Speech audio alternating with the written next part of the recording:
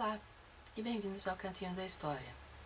Esse episódio vai para a Cleiciane Pereira, que me pediu para falar sobre os enunciados em Foucault. Há um mês atrás, mais ou menos, a Cleiciane estava preparando um seminário sobre arqueologia do saber e conversamos longamente pelo Facebook e eu fiquei de preparar uma síntese sobre algumas das nossas discussões, não para ela usar no seminário, porque eu não faço a lição de casa de ninguém, eu já deixei isso bem claro, mas principalmente para que a gente concluísse esse diálogo e conseguisse amarrar algumas questões. E aí vai a nossa primeira dificuldade, porque Cleiciane, como aluna de graduação, e eu, do alto, dos meus quase 50 anos de vida, tivemos um trabalho medonho para entender algumas das formulações de Foucault, especialmente porque ele não conclui. Após dissertar longamente sobre a questão dos enunciados, Foucault deixa em aberto.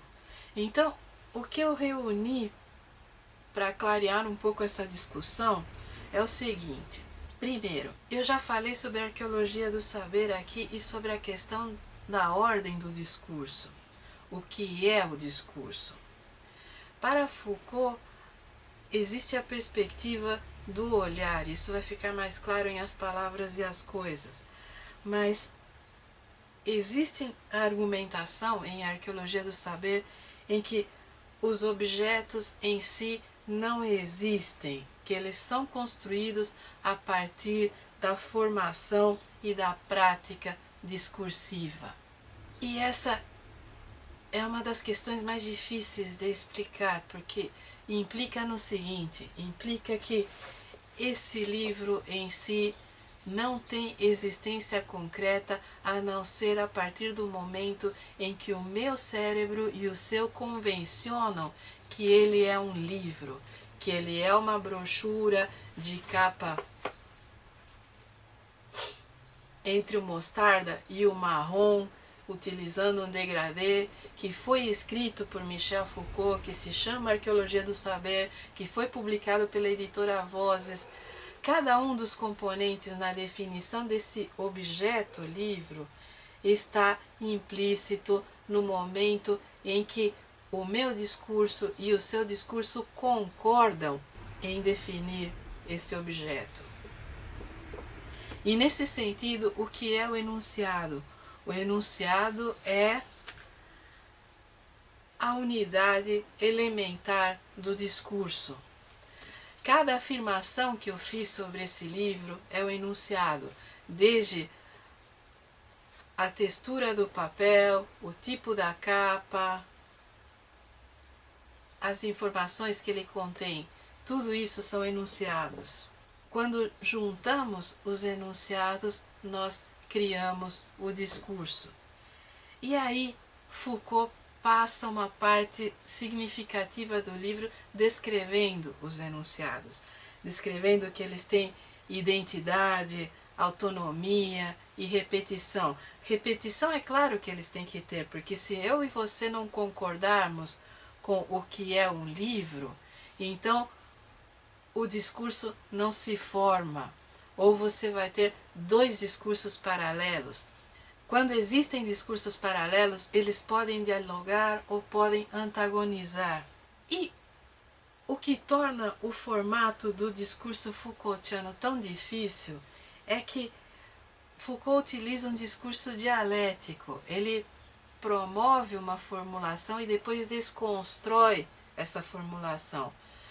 Só que na hora de realizar a síntese, ele não realiza.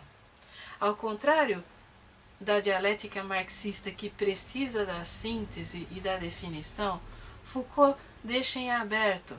Ele formula o seu enunciado, desconstrói o seu enunciado e depois joga a bola para você. O que você conclui? E a maioria das pessoas se perde nesse tipo de discurso, porque nós estamos acostumados a ler procurando definições.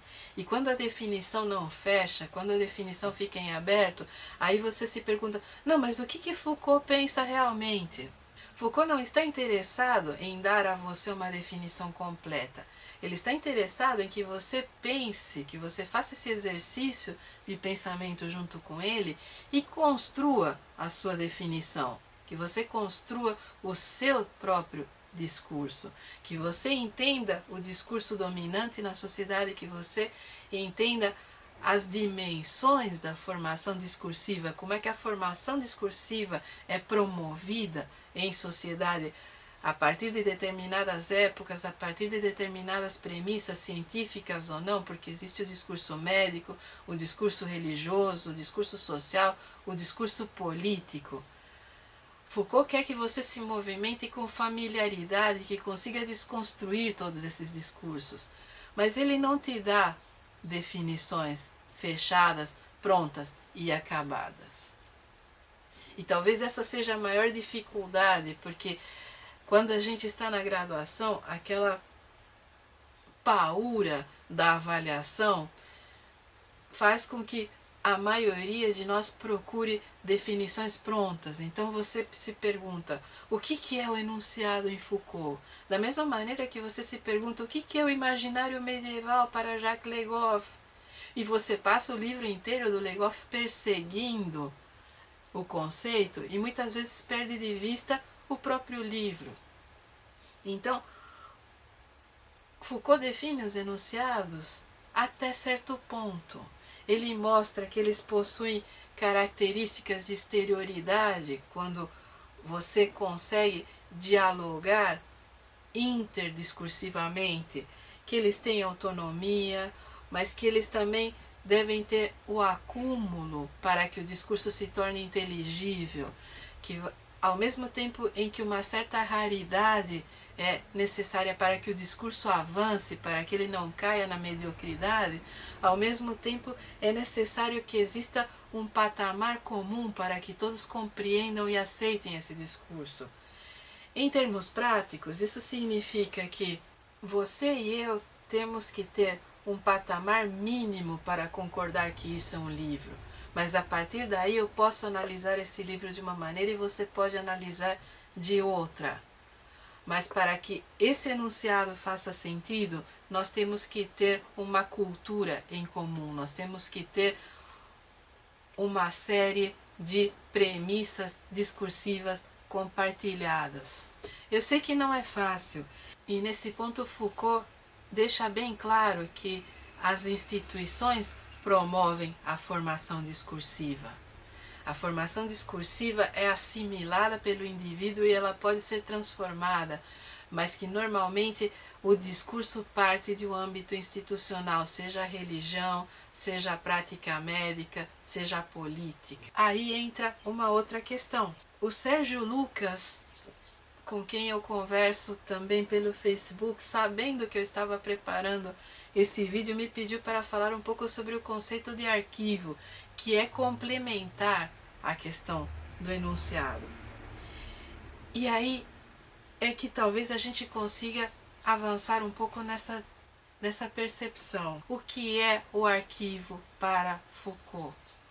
Aí você tem que perceber que existe o arquivo físico, aquele lugar onde você armazena documentos, mas existe também a concepção filosófica de arquivo, que passa por questões de ordem teórica.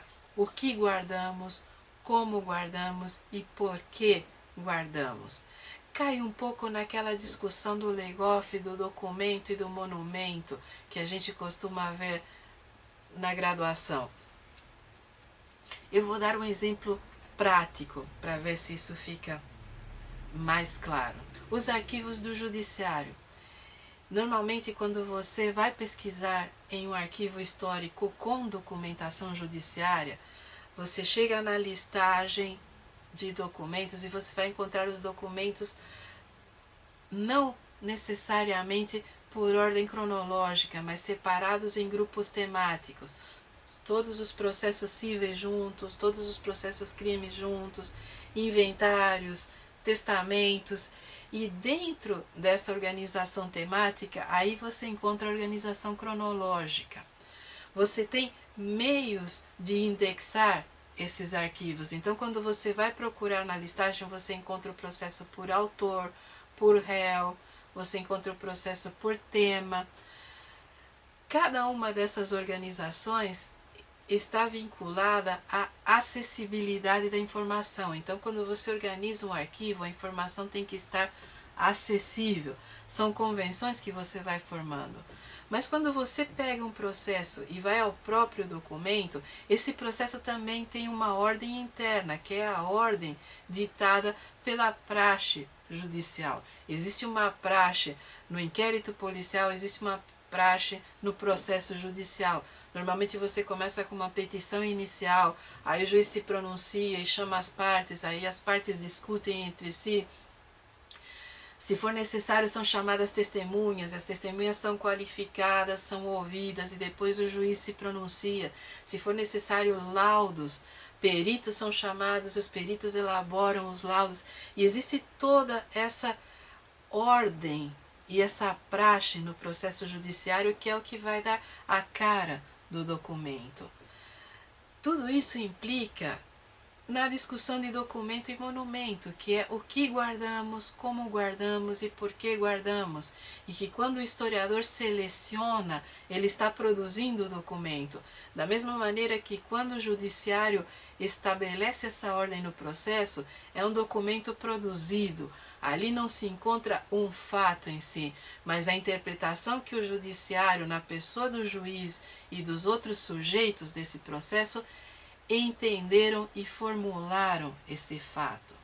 Então, o que o arquivo representa para Foucault é essa reunião, é essa seleção de fatos que em momento algum é aleatória. Um arquivo não é um conjunto de coisas que foi jogado lá de qualquer jeito. Um arquivo é organizado para que você tenha acessibilidade na informação. E no momento em que o arquivo é organizado, você está estabelecendo uma nova ordem de discurso.